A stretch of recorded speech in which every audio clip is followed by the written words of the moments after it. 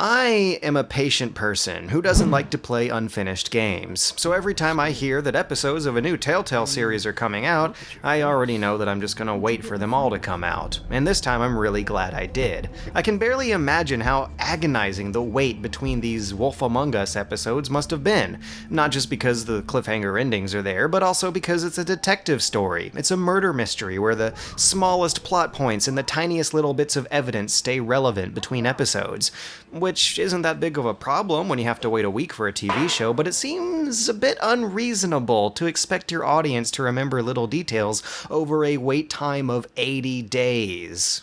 Telltale is still clinging on to the dream of episodic games, and they're also clinging on to the faded glory of adventure games. They retrofitted a dying genre in a way that makes perfect sense. They took away its most hated element, those illogical, impractical, lateral, obtuse, pacing-breaking puzzles.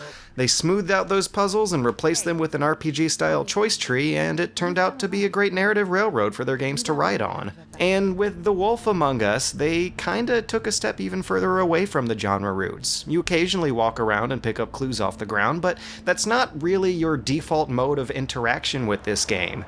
Instead, it's all about seeing how much they can do with just dialogue trees and QuickTime events. And is it just me, or does the animation in Telltale QTEs these days look really stiff? I guess I didn't notice that in The Walking Dead, because zombies kinda have to move stiff. The Wolf Amungus is a gripping and exciting neo-noir detective story about a dark, corrupt multiverse of fables, where their fictional reality is constructed by the stories written for them and torn apart by the conflicts burning between them, and it's actually a really cool setup. I totally dig that. It's based off the comic book series Fables, and in Fables, fairy tale characters written by real people are somehow reified and have to live in the same world as real people. The mystic babble and the lore behind how that process works isn't what's important. What's important is the social mechanisms by which they try to thrive in the real world. Because they really don't. They live in this late 70s, early 80s New York City that's grimy as hell and full of poverty. Everyone's either poor or desperate or slimy and corrupt, and the reason being is a class conflict triggered by the high price of a glamour, which is a magic spell that disguises them to look like humans so they can maintain their secrecy. Being glamored is required by their community laws, but the community isn't exactly generous about distributing them, and given those rules, many of the fables are born into a much worse situation than others. Do you have any idea how much it costs to have an entire family in glamour? It's like being in the middle of a terrible Ralph Bakshi urban nightmare where a talking toad and the three little pigs are struggling to pay rent because they were born into having a much higher cost of living than Snow White and Beauty and the Beast. The big bad wolf is their sheriff and our protagonist, so when dead fables start to show up at his doorstep, it's up to us to track down the killer and find out who done it. But as the story goes on, you'll find out that the tensions between the rich and the poor and the corrupt and the innocent slowly start to shove that murder mystery to the side, because that class conflict is the real mystery you have to solve here. Dad, the lights are shaking again. What did I say? You want a big bad wolf to take you away? No. Then get the fuck back inside! It turns fairy tale characters into these gritty, foul-mouthed scumbags, but it does it for the sake of biting social commentary, which kinda justifies it. It's not like American McGee's Alice, where the retrospectively morbid tone of fairy tales was used for aesthetic theming. In The Wolf Amungus, the high-contrast, sharp-edged aesthetics complement a narrative full of high-contrast people and places that are all written with sharp edges. The very reality these characters experience is being altered by what the rest of the world thinks is their fiction, while their magic alters what the rest of the world experiences as reality.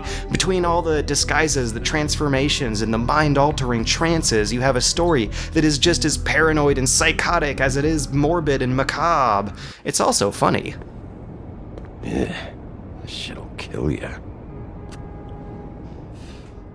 Did you get it? Did you get it? It's kind of subtle. It's kind of subtle, but I got it eventually. On the second time.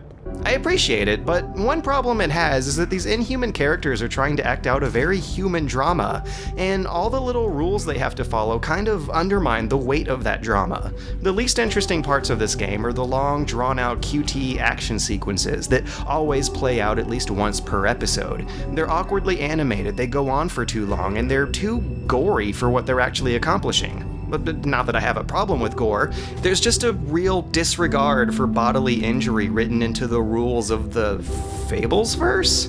These characters can take a hell of a beating, so it feels a bit disingenuous that so much of our time is spent watching them smack each other silly with super dramatic music in the background, only to find out that they're good as new 10 minutes later.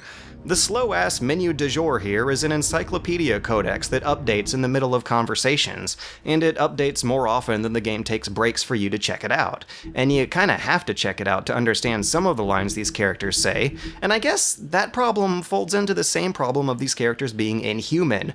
There's too many rules you have to follow in this universe. History, injury, death, and magic and money all abide by unpredictable plot devices that end up diminishing the stakes.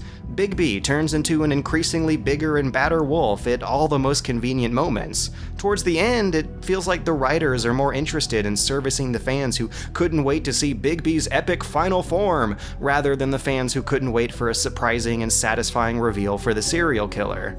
Sometimes, the Wolf Amungus tries to be compelling by using superhero action to fill in spaces where relatable human drama was before. Telltale doesn't need to do that. We know that. But I criticize it because I kinda loved it. I love the visual style that actually managed to do the whole motion comic thing right. I loved the music, which took notes from Twin Peaks nostalgia to turn it into something new. I loved how all of those elements came together to create something dripping with an incredibly appealing style that is just way too damn cool to hate on.